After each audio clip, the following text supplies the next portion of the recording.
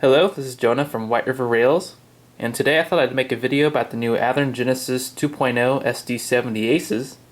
I've got a couple with me here, and then I've also got an older one from previous runs to use as a comparison unit. Before we get started, I did want to mention that I've modified these two a little bit since I first got them. I'd mainly just added ESU lock sound and swapped out the couplers with KD118s instead of the factory McHenrys. So here's a look at the BNSF unit, and this one's got just about all the details you'd expect from a modern day ready to run Genesis locomotive. Go ahead and go up close, see all the different separately applied parts and whatnot. It's kind of become a standard in today's locomotives.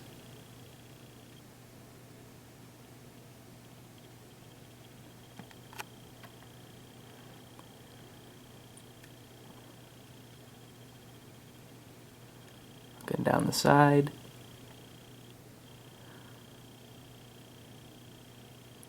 All the lettering and paint seems to be pretty crisp, which is usually fairly standard on Athearn stuff. They usually do a pretty good job with paintwork.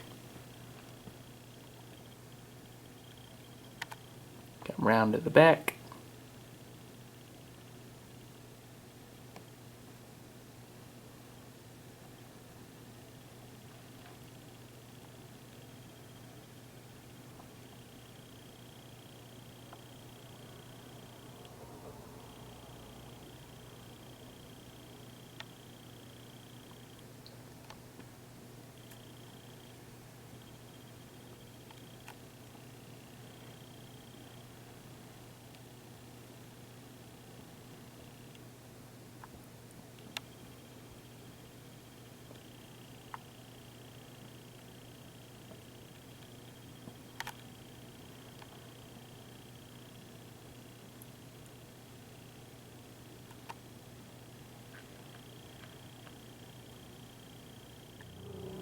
And up on the roof, we've got a BNSF style PTC array up on top of the cab. And moving on down the roof, got the K5 LLA over there, and usual radiator fans. And here is UP 1982, the Missouri Pacific Heritage Unit.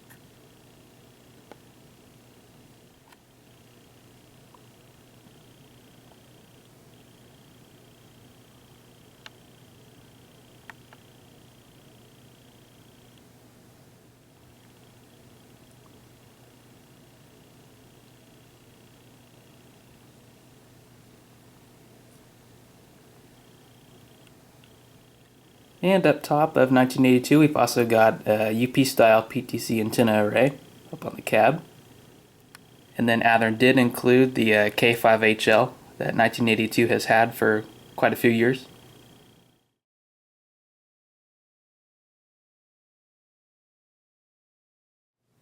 And some of you may be wondering, what's the difference between these newer Genesis 2.0 ACEs compared to the previous run ACEs Athearn has done in the past?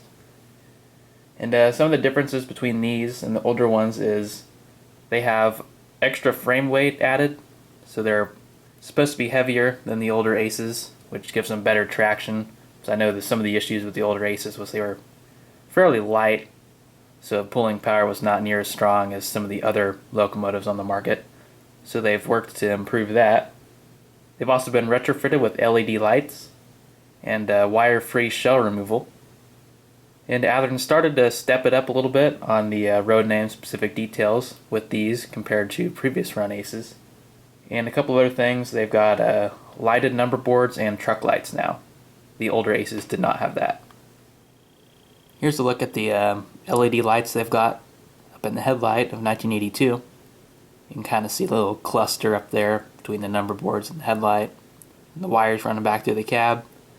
I've had to paint the tops of the housings black just to kind of help with the light bleed. I still need to touch those up because they're clear from the factory, and even with the roof on, when you turn the headlights on, there's noticeable light bleed coming out of the top of the cab roof. Here's a quick look at what the LED headlights look like. They're pretty bright. I compared them with a couple other manufacturers' engines, and they match up pretty well, so that was a plus. I did have to turn down the ditch lights a little bit and turn down the number boards and truck lights just to a more prototypical appearance. And the ditch lights were brighter than the headlight out of the box. Here's another look with the lights off. You can kind of see the truck lights down there. And you can kind of see the light bleed I was talking about here coming through the roof. It's not as noticeable now since I've touched it up with paint and dimmed down some of the lights, but looks like I'm going to have to hit it with a little bit more paint to block the rest of it. And here's a look at the BNSF unit. About the same thing on this as the UP. And this unit also has truck lights, but BNSF does not use truck lights on most of their road engines, so I just turned mine off entirely. But one issue with this BNSF unit I noticed was it was wired incorrectly from the factory. They had one of the truck lights, I don't remember which one it was, hooked up the same function pad as the headlight. So when you turn on the headlight, the truck light will come on too. So that was pretty irritating, but I was able to fix that by taking off the harness holding the light wires together and just kind of put those back where they were supposed to go, and then that fixed the problem. And here's one of the older Athearn Genesis SD70ACes I've got to use as a comparison unit. This one is from the 2015 run of Thundercab BNSF Aces, which were the ones that do not have the isolated cab. They were nicknamed Thundercabs just because they were really loud on the inside compared to the newer isolated cab units. And it's got similar modifications done. It's also got KD118s and ESU installed. I've also added some little details in the cab, which I have yet to do on the Genesis 2.0 units. So I thought we'd go ahead and compare weights between the older run and newer run Aces. Go ahead and start off with the older run Ace. Comes in at about 493 grams, which is about 1 pound, 1 ounce. And the new one looks to come in at 1 pound, 3 ounces, and 539 grams. So definitely a little heavier. I can notice it decently when I'm just picking them up to move them around. So that's a definite bonus of the newer run versus older run units. I'll go ahead and weigh the Union Pacific one just to check for consistency.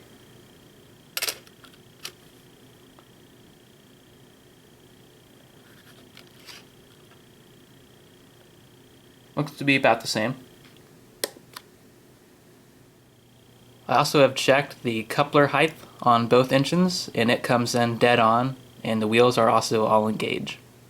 The next thing I wanted to highlight between these two is the newer Aces come with a 21-pin connector inside the shell versus the old ones had a conventional 8-pin, I believe, and wired incandescent lights, while these ones have the wire-free LEDs, so you can take the shell off real easy and pop in the decoder of your choice if you got a DC ready engine like I did. The only drawback to the newer ones is adding a place for a speaker is a little more difficult depending on what speaker you get.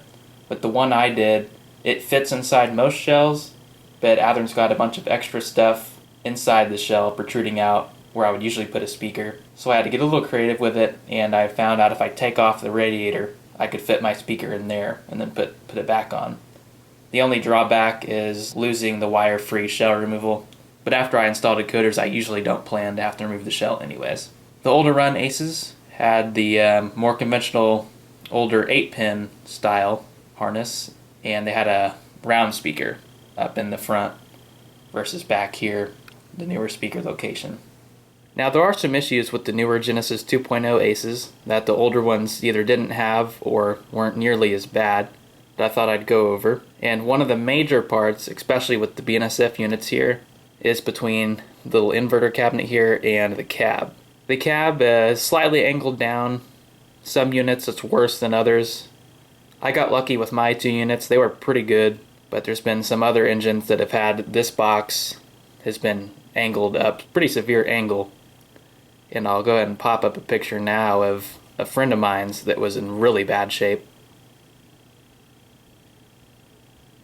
And I took the shell off to see if it was easily fixable, and all the parts seemed to be glued down really well to the shell. They did not want to budge. So in order to fix that, I believe you'd probably have to pop those pieces off and re-glue them down. But I don't plan on doing that just because mine aren't very severe compared to some of the others I've seen. And here's a look at 1982. You can kind of see the box a little bit more on this one, how it's angled and the cab's angled down. And with those 2 parts put together, it's really noticeable. And this has always been an issue with Athearn's ACEs. They've never quite been able to get the cab to sit right. Not too sure why that is. But it seems like on the older ones, it was a lot less noticeable. Especially with this one here.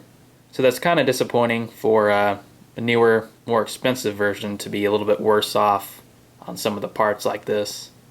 And there's been other various quality control issues with some of these.